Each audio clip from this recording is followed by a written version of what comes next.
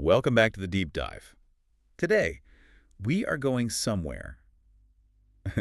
Well, somewhere different.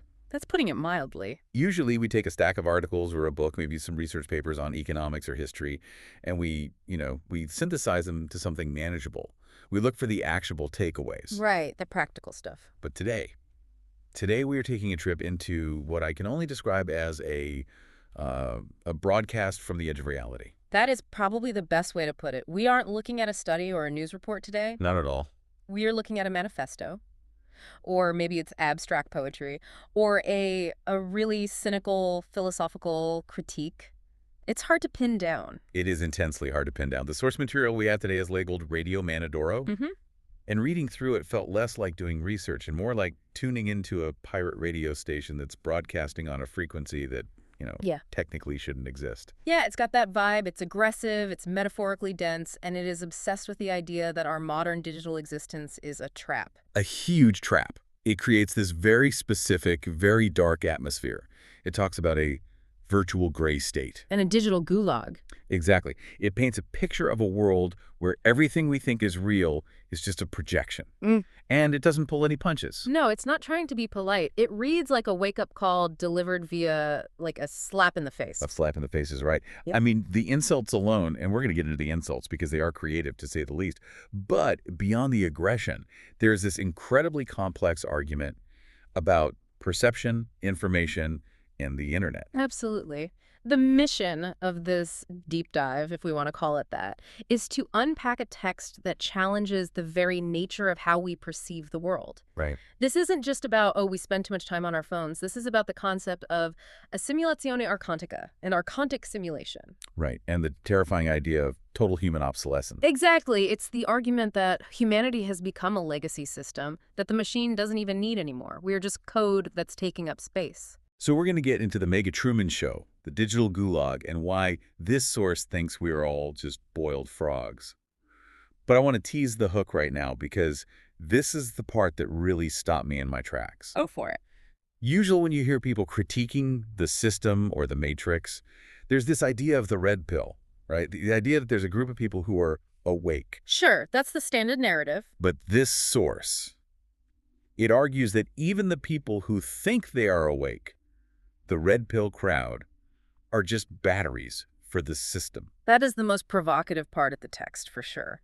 It argues that the counterinformation movement is just another layer of the trap. Another layer of the prison. It calls it the red pill armed matrix logos soldiers. It's a complete deconstruction of the idea of rebellion. And then there's this cryptic phrase that keeps coming up.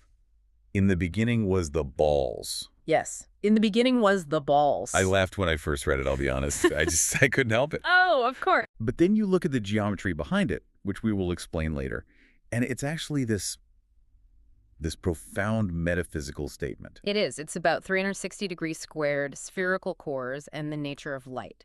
It sounds ridiculous, but when you break it down, it's the key to understanding the whole philosophy. So buckle up.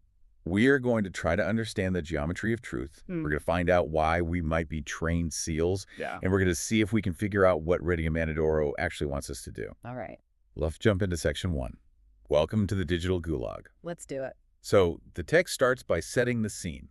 And it's not a pretty scene. It describes our current society as a mega Truman Show. That's a reference most listeners will get. The movie The Truman Show, where the main character lives in a fake world that's actually a TV set. Right, but he calls it a mega Truman Show. It's global, it's all-encompassing. And the key here is that everything is projected. It's not real. It says, but the moment will come when the images of this film will be projected on your TV screens. Right. The implication is that what we see on the news, on our feeds, on our screens, it's a movie. It's scripted. But it's not just entertainment. No, it's a prison.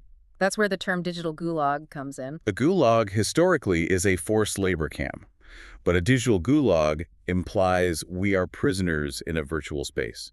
And what are the bars of this prison made of? The source is very specific about this. What are they? They are made of apps. They are made of social social media. And this phrase I found fascinating. Finestre di Windows over town.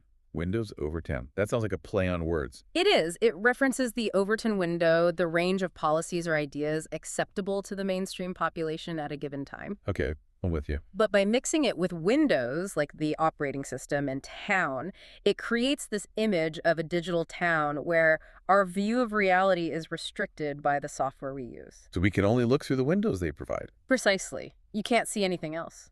That is such a layered metaphor. It suggests that our political imagination, what we think is possible, is actually bounded by the user interface of our devices. Yeah. If there isn't a button for it, we can't do it. If the algorithm doesn't show it, we can't think it. Precisely. We are living in a town built by software engineers and algorithms, and the windows only look out onto the streets they want us to see. You can't see the horizon. You can only see the feed. And the source has this very nostalgic, almost sad vibe to it, calling itself Wet Dreams of an Old Trombone, nostalgic for a past that doesn't exist. That phrase really struck me. Oh. Sogni bagnati di un vecchio trombone. In Italian, calling someone a vecchio trombone is like calling them an old windbag, someone who talks a lot but is, past their prime. So the author is self-deprecating. They're making fun of themselves. Or perhaps they're anticipating the criticism. They know they sound like a nostalgic old trombone. But they also point out that the nostalgia is for a past that doesn't exist. It suggests that even our memories of how things used to be might be part of the simulation. We are yearning for a reality that was never really there. That plays into the virtual gray state. Everything is virtual. The text says people don't even know what fire and iron are anymore. Exactly. We've lost contact with the physical world.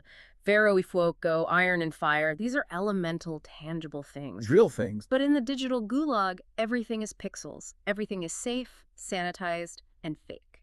And because it's fake, the source argues that we, the humans, are no longer necessary. This is the total human obsolescence. This is the OK computer reality. The text says, they don't need you anymore, go take a long vacation. It's chilling. The idea is that the system, the matrix, the algorithm, whatever you want to call it, it runs itself now. It's on autopilot. Worse than autopilot. It's self-perpetuating. We aren't the operators of the machine. We aren't even the fuel anymore. We are just clutter. Wow. Just leftover code? Leftover code. Which leads us to the insults. I promised we'd talk about the insults, and wow, does this source hate modern behavior. It really does. It looks at the population and sees trained seals applauding at the master circus. Fushama Strait. Yes. Think about that image. A seal claps because it wants a fish. It performs a trick. It makes a noise. It gets a treat. A little dopamine hit. The source is saying that our online behavior, posting for likes, commenting for engagement, getting outraged for clout, is just us clapping for a fish. It also calls us trained dogs and sinister monkeys. Simiosynastry. And avatars, bots, NPCs. NPC meaning non-player character, like the background characters in a video game who just have a set script. Right. If you try to talk to an NPC in a game about something not in their script, they just repeat their catchphrase, "Welcome to the village." I used to be an adventurer like you, then I took an arrow in the knee. Exactly. The source is arguing that most people have become exactly that. They just repeat the downloaded opinions from the media or their social circle. They don't have original thoughts. They run scripts. And if you don't realize you're running a script, you're the boiled frog. The classic metaphor. If you throw a frog in boiling water, it jumps out. If you put it in tepid water and slowly turn up the heat, it boils to death without noticing. The source calls us Randballite. We accepted the smartphone, then we accepted a social media account, then the tracking, then the algorithm. And now the water is boiling. And we're just sitting there scrolling. And the most cutting part, the source says it's all in your buggy heads. Tespacate. It implies our hardware. Our brains are glitching. We are hallucinating this digital importance while the reality is that we are obsolete. So that's the state of the world according to RADIO-MANNADORO, a digital gulag where we are obsolete seals clapping for our digital masters. It's a bleak picture. It is. But here is where it gets really interesting. Because usually when someone paints a picture that bleak, they offer a solution. They say, join the resistance, wake up, take the red pill. Right. That is the standard narrative arc, the call to action. But this source says, no, that's a trap too. A bigger trap even. Let's move to section 2, the trap of counter-information. This is a critical pivot in the text. It addresses the red pill movement directly. Congratulations, red pill armed matrix logo soldiers. It sounds sarcastic. It is incredibly sarcastic. It asks, so what you going to do now? You've taken the red pill, you think you see the truth, but the source argues you are still a living dead animal. The argument here seems to be about the illusion of choice. Precisely. The matrix, the simulation, offers you two pills, red or blue. But who is offering the pills? The matrix. Exactly. Mhm. If the system gives you two choices, both choices lead back to the system. By choosing the red pill, you aren't escaping. You are just entering a different room in the same prison. You become a red pill-armed Matrix logo soldier. You're fighting the system using the system's tools. And by fighting, you are engaging. You are generating energy. You are generating content. The text calls this the zombie marketing indistinguishable AI avatars circus. That is a mouthful. Zombie marketing indistinguishable AI avatars circus. Let's break it down. Zombie marketing. It's selling ideas to the living dead. Indistinguishable AI avatars. The source suggests that in these online truther communities, you can't even tell who is a real person and who is a bot anymore. It's a hall of mirrors. A complete hall of mirrors. So if you are arguing with someone online about the deep state or the globalist agenda, you might just be arguing with an AI designed to keep you angry. Or you might be arguing with a human who has become so script-dependent that they are effectively an AI. It doesn't matter. The result is the same. You are distracted. You are in the army now. You are a soldier for a war that is entirely simulated. And speaking of the deep state, the source flips that concept on its head in a way I did not expect. This is one of the most stinging insults in the text. It says, "You are the deep state." You are the deep state. Usually the deep state is portrayed as this shadowy cabal of elites smoking cigars in a dark room. Right? The shadowy figures pulling the strings. But the text says, Ick tells you that you actually are the deep state tool, referring to David Icke, the conspiracy theorist. But the interpretation here is different.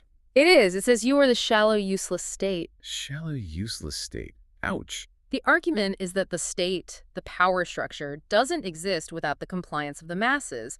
The deep state isn't the few people at the top. It's the millions of useless slaves at the bottom who uphold the reality of the simulation. It's the infrastructure of belief. If we stop believing in it, it collapses.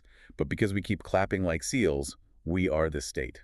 And it uses a Star Trek reference to drive this home. It mentions the Borgs. You mentioned the Borgs, and don't you even remember how Picard disabled them? For the non-Trekkies out there, the Borgs are a hive mind. They are interconnected. You can't reason with a single Borg drone because they are just a terminal for the collective. Resistance is futile. Right.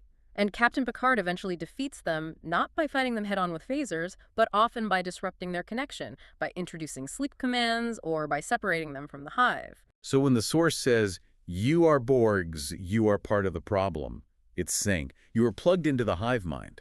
Exactly. Even when you think you're fighting the hive, the fact that you are online, using their language, using their logic, that makes you a Borg. And the instruction follows. Stop the signal. Just like with the Borg, you don't win by shooting the drone, you win by severing the link.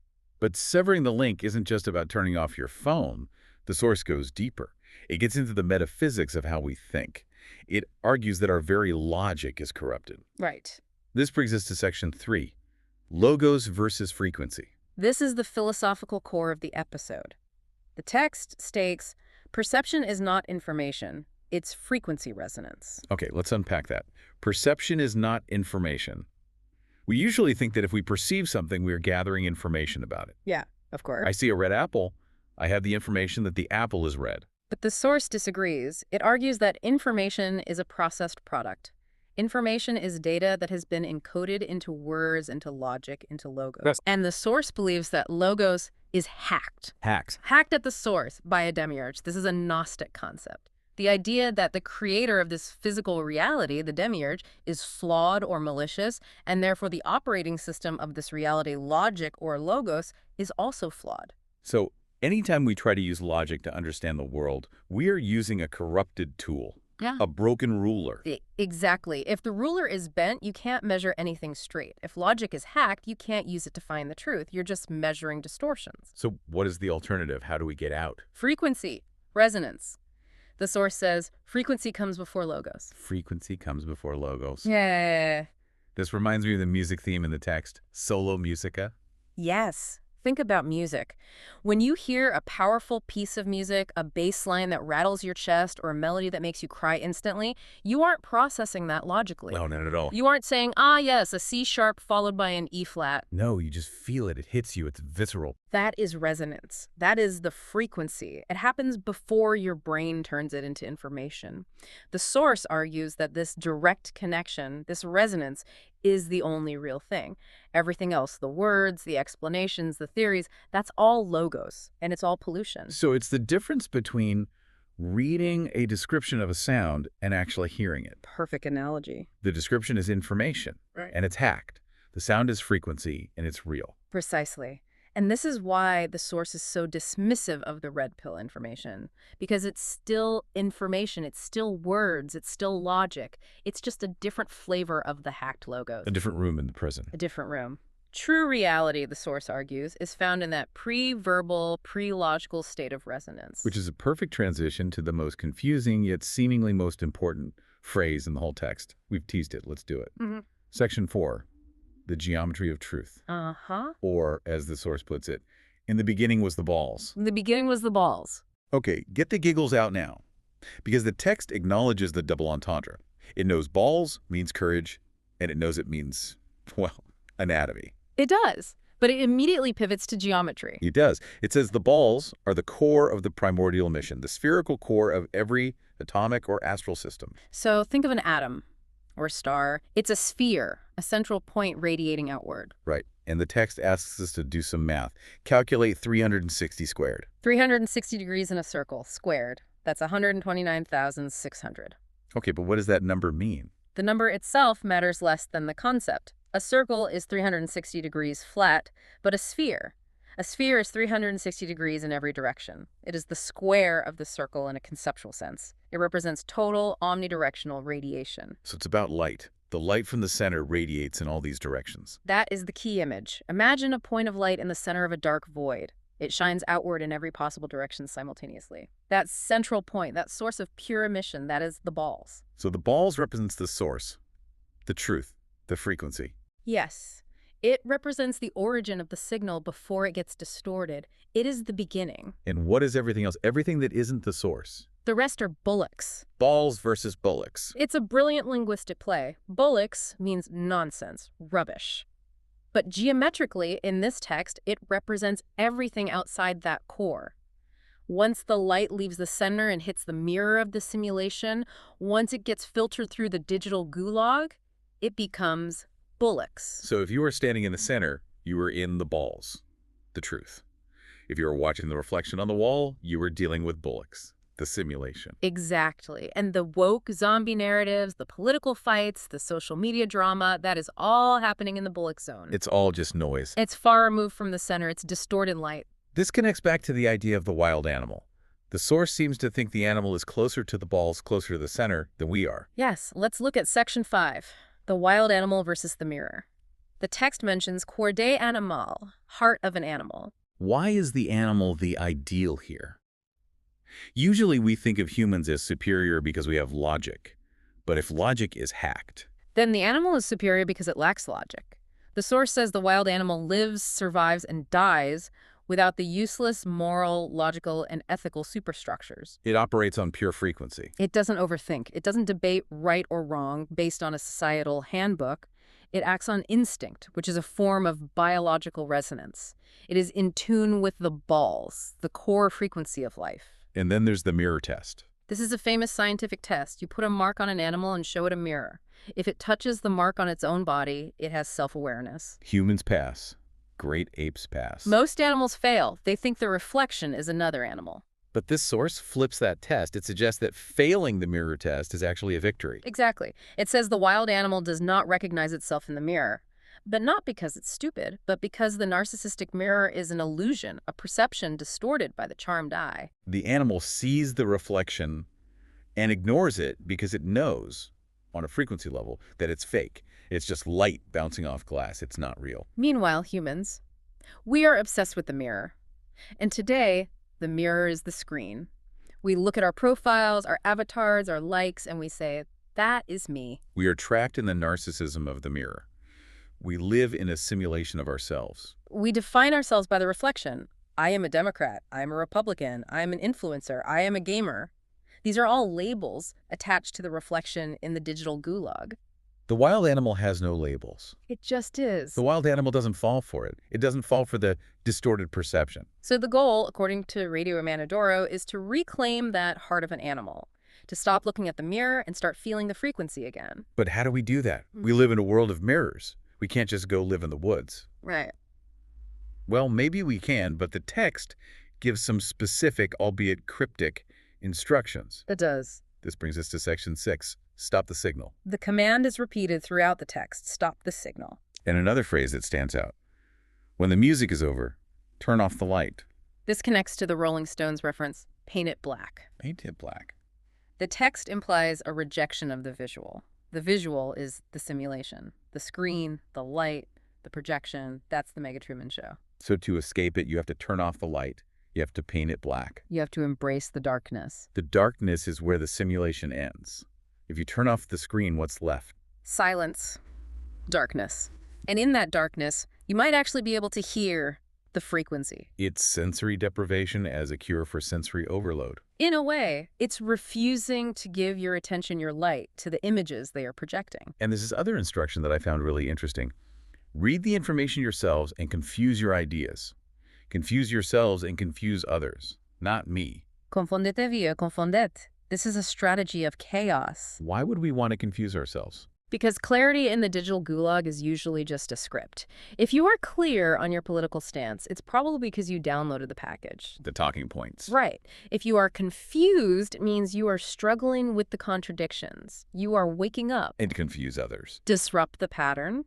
If you act predictably, the algorithm can track you. The deep state, the shallow mass of people, can categorize you. But if you are confusing, if you are chaotic, you break the predictive programming. It's like jamming the radar. Exactly. You become invisible to the system because you don't fit into the boxes of the Windows Overtown. And the sign-off. Radio-MANNADORO. It ends with a tone of resignation but also defiance. You're in the army now, status quo. It's acknowledging that we are trapped. But the final advice remains. Disconnect. Stop the signal.